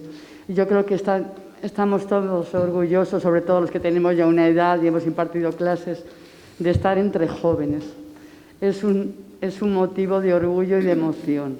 Y estoy segura también que de aquí alguien cogerá el testigo de tanto sufrimiento, porque no solo es toda la historia que se conoce, sino la humillación diaria, el muro, los controles, los enfermos.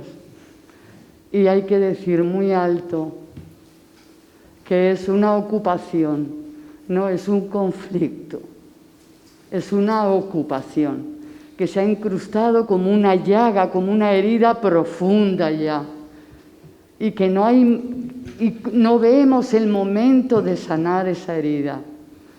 Y lo que ha dicho nuestro compañero Isaías Barreñada, apuntando a esa frialdad, a esas personas timoratas, porque yo pasé también al presidente de los palestinos, a Yamil Mahmoud Abu Sada, un artículo en periódico público que dice: Guardia Civil Mossad, un periodista refugiado palestino, denuncia un interrogatorio ilegal.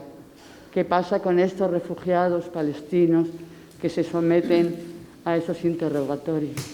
Había que investigar y poner el dedo en la llaga, con paz, porque si no hay justicia, no hay paz. Pero en cualquier pueblo, si no hay justicia, no hay paz. Y los palestinos tienen su esperanza del retorno. Y yo he hecho un poema, porque entre mis actividades también soy poeta, pidiendo esa llave, cómo se conserva, cómo la conservan todos para ese regreso. Sigue la esperanza latente y esperan mucho de nosotros, sobre todo de los españoles. Esperan mucho. Gracias por escucharme. Gracias.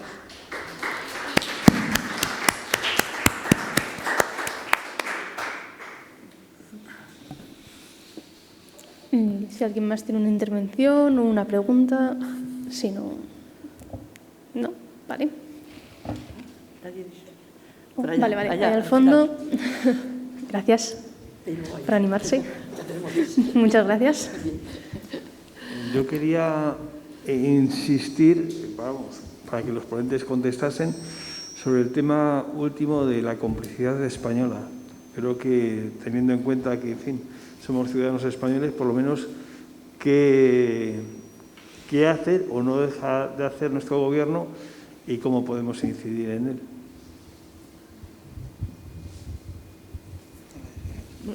Bueno, pues puedo decir alguna. Yo creo que España tiene una posición, siempre ha tenido una posición de ventaja en su relación con los países de Oriente Próximo.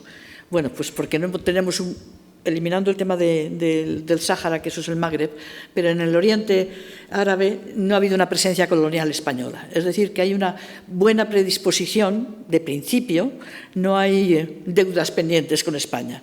Y esa es una posición que España podía haber aprovechado mucho más desde el punto de vista cultural.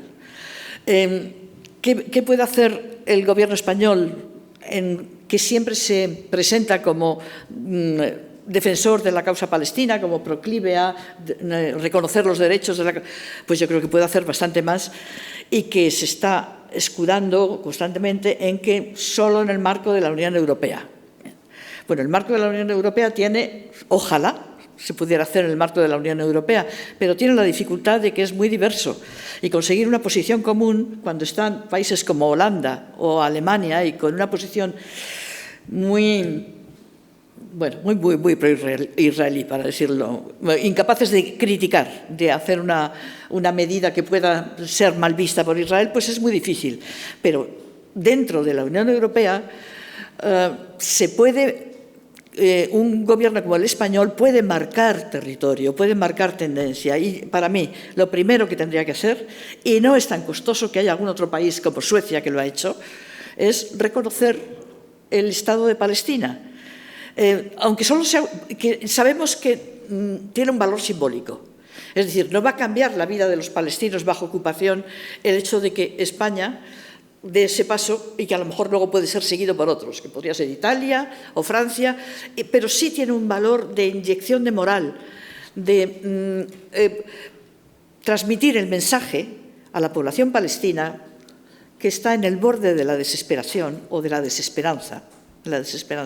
Transmitirle que, bien, que no están totalmente abandonados. Aunque su experiencia es que lo hayan estado, la posición de Europa podría marcar una cierta diferencia con lo que es Estados Unidos. Entonces yo creo, por ejemplo, en este momento que tenemos un gobierno de izquierdas, pues sería una reclamación básica y un gesto importantísimo en el ámbito internacional que lo hiciera el gobierno español. Yo sé las dificultades que hay con respecto a otros países de la Unión Europea, pero en fin, se salvan como se han salvado otras cosas. Y además, como digo, no es el primer gobierno europeo que lo hace. Que ahí está el ejemplo de Suecia, que a mí me parece muy encomiable. Respecto a lo que ha preguntado Santi, estamos haciendo gestiones ante el Gobierno para aclararlo y para determinar las responsabilidades de ese hecho y entonces pues estamos a la espera de las contestaciones oficiales. Por lo que acaba de decir Teresa respecto al reconocimiento del Estado palestino, hay una campaña en este momento, lo estamos llevando a cabo, para el reconocimiento del Estado palestino por España concretamente y luego posteriormente por el resto de los países de la Unión Europea. Y entonces, en núcleos, lo que estamos moviendo, ya llevamos un par de meses en ello, y próximamente habrá una más difusión entre organizaciones, entre partidos, entre personalidades de la cultura y del periodismo y académicos, para intentar apoyar esa campaña para conseguir el reconocimiento del Estado palestino. También me gustaría aprovechar un poco que en el Parlamento español se ha presentado una PNL hace un mes aproximadamente, también para instar al Gobierno de España para convocar una conferencia de paz en Madrid, en conmemoración de aquella conferencia que se hizo hace 30 años, para intentar llegar al mismo fin, el reconocimiento del Estado palestino. Entonces, estas gestiones están en marcha y próximamente esa PNL se discutirá en el Parlamento español y ya veremos el resultado. Yo solo añadiría una cuestión. El principal problema que veo es la incoherencia, ¿no?, entre los discursos y las prácticas concretas. Los discursos, desde los años 60, ¿no? España se alinea con el derecho internacional, con el derecho de los palestinos, es el primer país que recibe a Arafat con rango oficial, el primer país de Europa que abre una oficina de la OLP, el primer país que firma un acuerdo a final del 93, ¿no?, un acuerdo de cooperación con la OLP en el marco del proceso de Oslo, es uno de los primeros donantes de ayuda durante todos estos años, bla, bla, bla, bla. Pero luego no se moja, ¿no? Hay una incoherencia. No se moja a la hora de reconocer el Estado, no se moja a la hora de parar los pies a las empresas españolas, ¿no?, que participan en proyectos en los territorios ocupados, no se moja a la hora, digamos, de apretarle las tuercas a Israel, etc. La pregunta es ¿por qué? Digamos, ¿cuál es la razón de la incoherencia? ¿Qué explica, ¿no?, que teniendo todos esos activos, no lo aprovecha mejor, a pesar de que siempre Palestina ha sido un instrumento para ponerse medallas, ¿no?, es de prestigio de política exterior?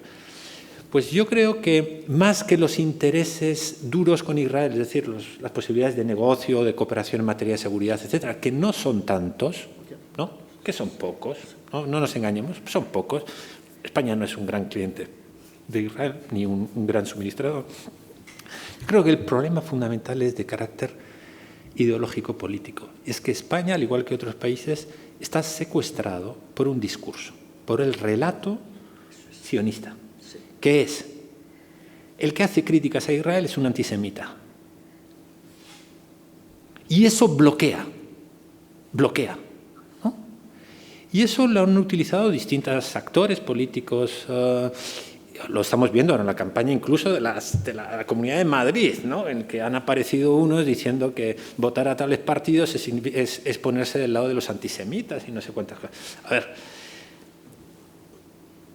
creo que España como Estado tiene suficientes elementos como para decir, mire, hacer las críticas a Israel es porque se las merece, porque incumple el derecho internacional, porque viola los derechos humanos, etcétera, etcétera, etcétera. Eso no tiene nada que ver con el antijudaísmo medieval de la península ibérica, ¿no? Hacer críticas a Israel es legítimo, ¿no?, y no tiene nada que ver con el antisemitismo. Así que guárdense este tipo de condenas, ¿no?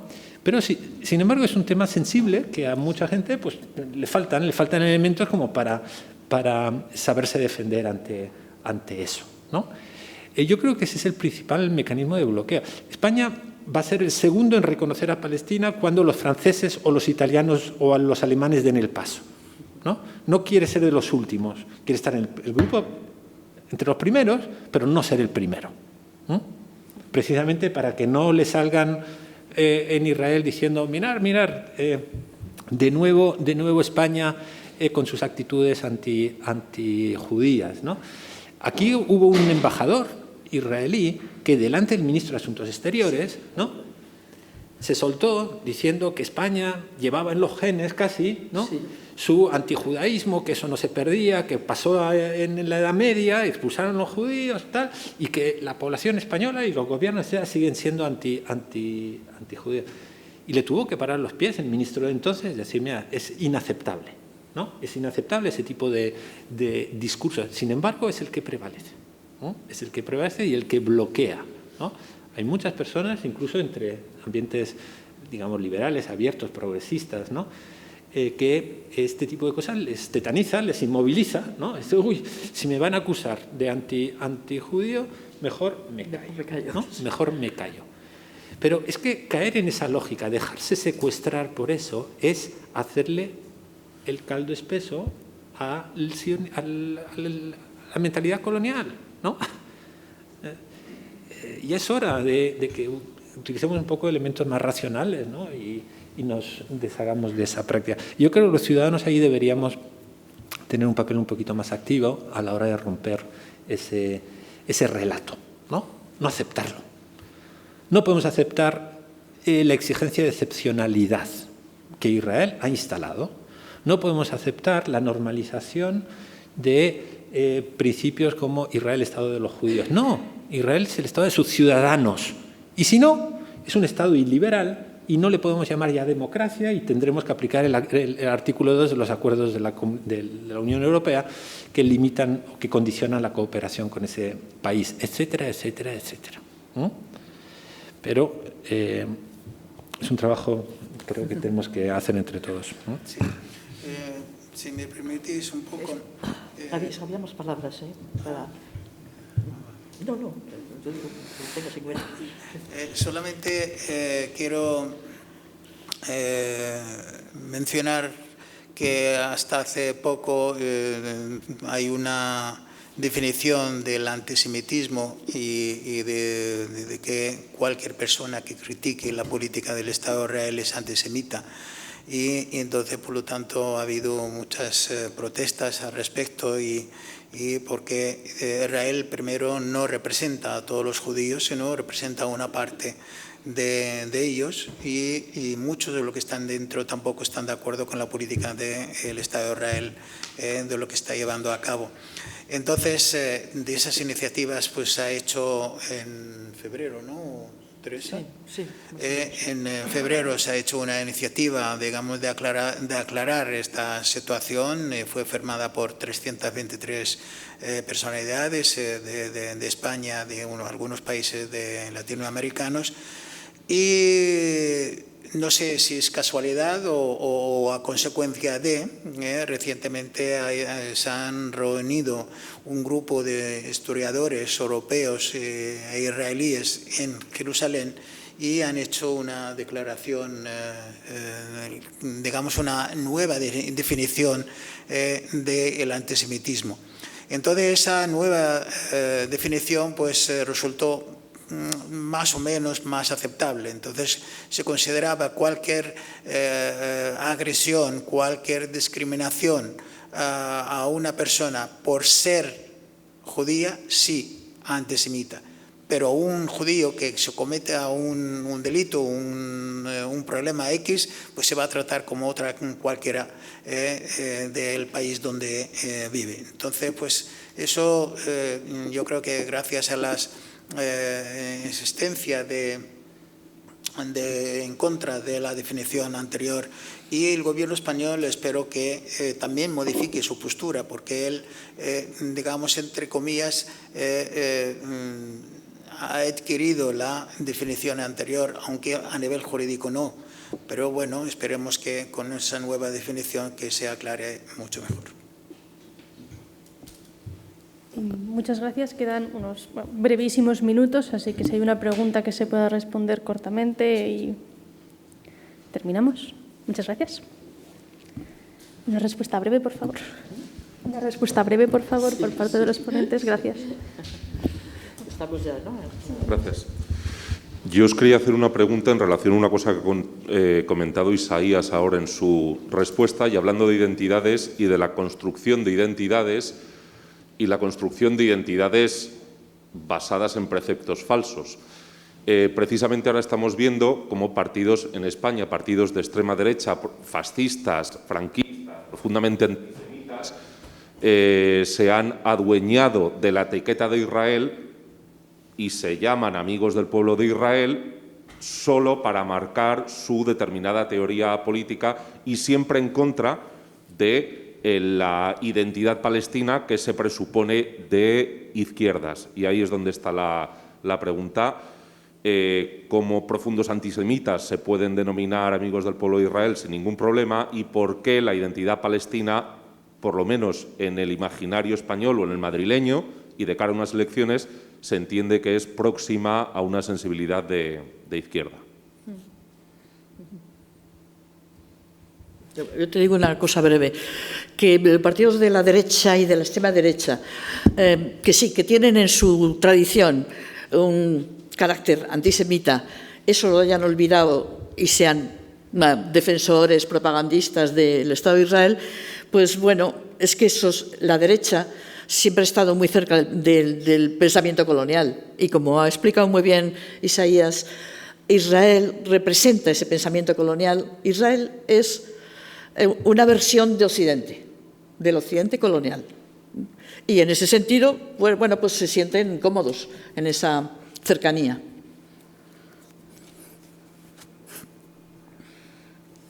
Intento ser breve.